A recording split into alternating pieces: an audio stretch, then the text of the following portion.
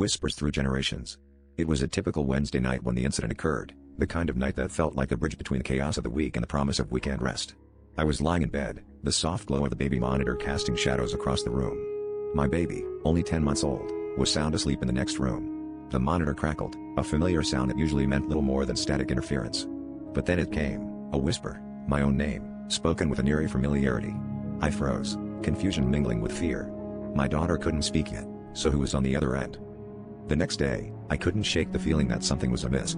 I visited my grandmother, hoping for some comfort in her warm, cluttered kitchen.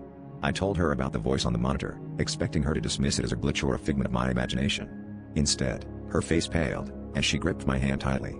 "It's happening again," she murmured, her voice trembling. I pressed her to explain, and she hesitated, as if fearing the weight of her own words. Finally, she revealed a family secret buried deep in our history, a tale of an ancestor who dabbled in forbidden rituals, leaving a legacy of restless spirits tied to our bloodline.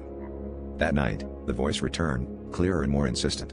It called my name, then whispered words I couldn't understand, an ancient dialect lost to time. I felt a chill crawl up my spine, the air around me growing heavy with a presence I couldn't see. Desperate for answers, I turned to the internet, researching family legends, folklore, anything that might explain the phenomenon. I discovered references to a ritual that could bind spirits to objects or people, a sinister connection that could span generations. My heart sank as I realized my daughter might be the newest link in this chain, an unwitting vessel for the voices of our past. In a final attempt to break the cycle, I gathered the courage to confront the spirit. I sat by the baby monitor, speaking softly into the darkness. "What do you want?" I asked, my voice barely a whisper.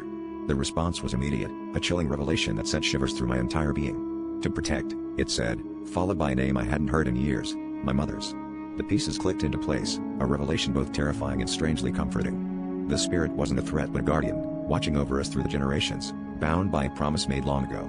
But with that knowledge came a haunting realization: the cycle would continue, and my daughter, too, would one day hear the whispers in the night.